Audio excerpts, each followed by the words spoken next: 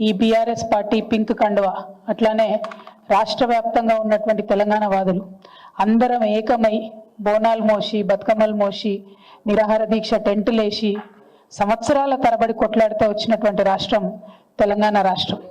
ఆ తెలంగాణ రాష్ట్ర సాధనలో ఏమాత్రం పాత్ర లేనటువంటి వ్యక్తి మన ముఖ్యమంత్రి రేవంత్ రెడ్డి గారు. ఏమాత్రం పాత్ర లేకపోవడం పక్కన పెడితే ఉద్యమకారులపైనే గన్ను పెట్టుకొని ఎదురు తిరిగినటువంటి వ్యక్తి రేవంత్ రెడ్డి గారు.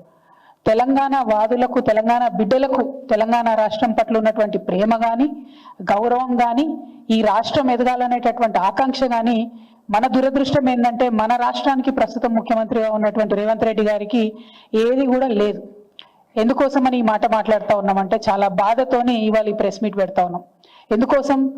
ఢిల్లీలో అయినా, అమెరికాలో అయినా, దుబాయ్లో అయినా, గల్లీలో అయినా, ఎక్కడైనా మా తెలంగాణ ఉన్నతంగా ఉంది, మా తెలంగాణ గొప్పగా ఉంది, మా తెలంగాణకు మీరు రండి అని ఆహ్వానించుకుంటూ 10 ఏళ్ళు కేసీఆర్ గారు కష్టపడితే ఈ తెలంగాణ రాష్ట్రం అనేటటువంటిది భారతదేశంలో నంబర్ 1గా ఉజ్వలంగా సాగింది.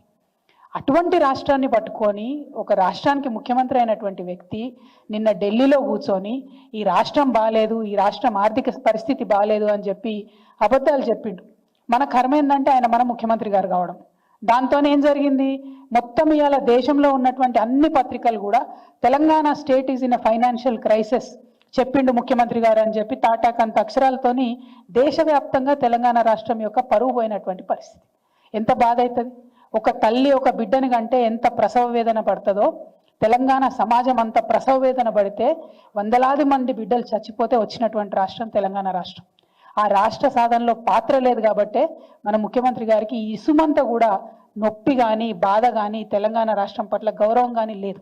ఎందుకు ఈ మాట చెప్తా ఉన్నా అంటే నేను చాలా మంచిగా చక్కటి నిర్దిష్టమైనటువంటి ఆధారం లేకుండా ఎన్నడూ కూడా మాట్లాడిన విషయం తెలంగాణ రాష్ట్ర ప్రజానికానికి అంతటి కూడా తెలుసు.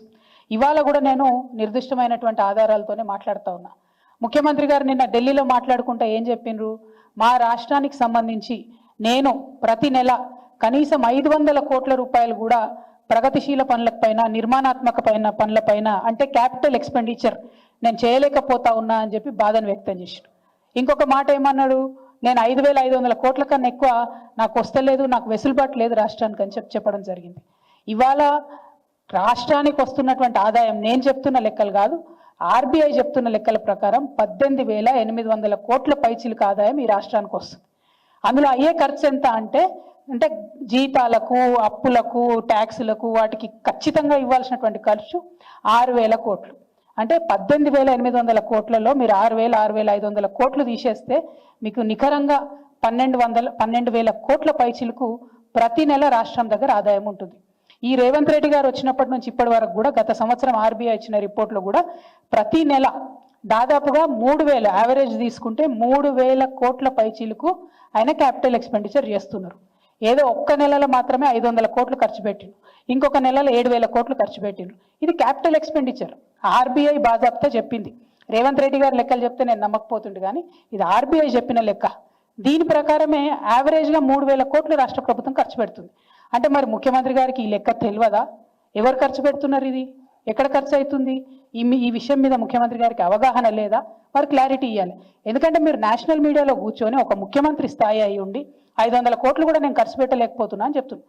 ఎందుకు ఈ మాట చెప్పిండు ముఖ్యమంత్రి గారు అంటే ఆ వ్యక్తి, ఆ విలేకరు అడిగిండు, ఏమైనా మీరు మహిళలకు డబ్బులు ఇస్తామంటారు, రైతులకు ఇస్తామంటారు, ఉద్యోగాలు ఇస్తామంటారు, ఇవన్నీ చెప్పొచ్చిండ్రు, ఇన్ని సంక్షేమ పథకాలు చేపడతామని చెప్పొచ్చిరు కదా, మరి మీరు ఎందుకు ఇస్తలేరు మహిళలకు 2,500 అని అడిగితే అది తప్పించుకోవడానికి అప్పటికప్పుడు బయటపడడానికి ఏం చెప్తాడంటే 500 కోట్ల కన్నా ఎక్కువ ఖర్చు పెట్టడం నా దగ్గర డబ్బులు లేవు, మా రాష్ట్రం బాగలేదు, మా రాష్ట్రం ఫైనాన్షియల్ సిచ్యువేషన్ బాగాలేదని చెప్పారు. ఇంతకన్నా దౌర్భాగ్యం ఉంటుందా? నీకు నికరంగా ఆదాయం 12,000 కోట్లు వస్తున్నాయి, 18,800 కోట్లలో 6,000 ఖర్చు పెట్టంగా 12,000 కోట్లు మిగులుతున్నాయి, 3,000 కోట్లు ఆల్రెడీ మీరు స్పెండ్ చేస్తున్నారని ఆర్బీఐ లెక్కలు చెప్తుంది. ఇంత దౌర్భాగ్యం ఏందని చెప్పి నేను ముఖ్యమంత్రి గారిని నేను ప్రశ్నిస్తా ఉన్నా. దరిద్రం అనేటటువంటిది మన ఆలోచనలోనే ఉంటుంది, తెలంగాణ రాష్ట్రంలో లేదు. తెలంగాణ రాష్ట్రాన్ని కేసీఆర్ గారు ఒక స్థాయి వరకు తీసుకొచ్చి నిలబెట్టిండ్రు. ఇప్పుడు దాన్ని మొత్తం పడగొట్టాలి, అదేం బాగలేదని చెప్పాలనే ప్రయత్నంలో మన సొంత రాష్ట్రాన్ని అవమానిస్తున్నటువంటి ముఖ్యమంత్రి గారి వైఖరిని ఈ సందర్భంగా నేను తీవ్రంగా ఖండిస్తా ఉన్నాను.